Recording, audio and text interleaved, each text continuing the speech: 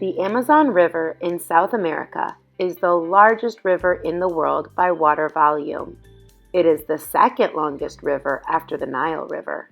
People have built cities and villages along the banks of the river, so the main way to travel is by boat. Inspiration for this project was found from the book Along the Tapajos by Fernando Villela, which follows the story of a brother and sister who live in a community along the Tapajos River, a major tributary of the Amazon River in Brazil, where their home is on stilts, and they travel by boat everywhere they go, even to school. So let's start off by painting the river. I grabbed some yellow tempera cakes and I tried to make it look like some of those pictures that I saw of the Amazon.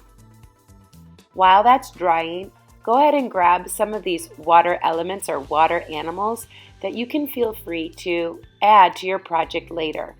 This is just something that would be productive use of your time while that first layer of paint is drying. It's kind of fun to look at this idea sheet for ideas of what I want to create or make for my project, but feel free to add some of your own water elements as well. Any kind of animals that you would like to create for your project, just have fun adding in as well. I love adding on some patterns and designs to my animals just to make it unique and creative too. Once I'm done with my pencil work, please outline with Sharpie and feel free to color using whatever material choice you want. Colored pencils might work really well. I used marker for my project, but whatever you feel might work best. I liked using some of those smaller items because I felt like my picture really wasn't that large. Let's keep these inside our table folder to put together next time. Now let's paint onto the river shore. So remember all of those interesting houses that were built on stilts? The drawing guide might be helpful as you begin painting today. Start out with simple shapes. I began each of my buildings with squares or rectangles, and I used triangles for roofs. And then I'm also painting on some of the stilts. The key about this part of the project, though, is that you want to work quickly enough so that the paint doesn't dry before you transfer it. This is called a monoprint. Do not worry about if some of your paint does not transfer over to the other side. Leave it the way that it is. This is going to give the illusion of reflection onto the into the river. So we don't really need a perfect print. What we're looking for is more just color down at the bottom into the river to create some of those patterns that I'm placing into my project down onto the bottom. Now, if you're watching, what I'm doing is I'll put on a layer of paint. I'll use the end of my paintbrush to scratch away some of the paint to create a pattern while the paint is still wet. Isn't that a cool monoprint? I love the way this looks. I like that it's not such a perfect process, but it gives me some creativity and design by creating lines.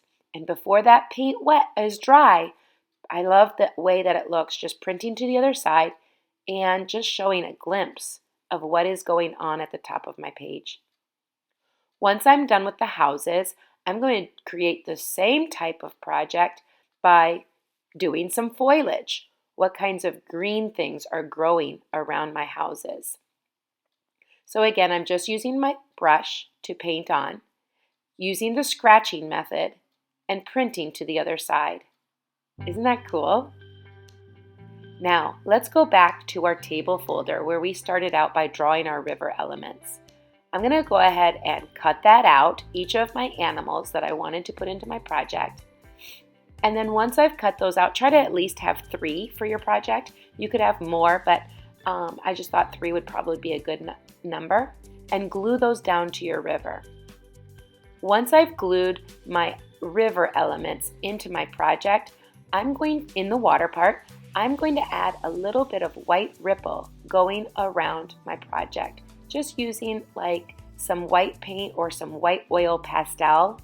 And I just feel like this makes it look like it's making ripple lines into my project.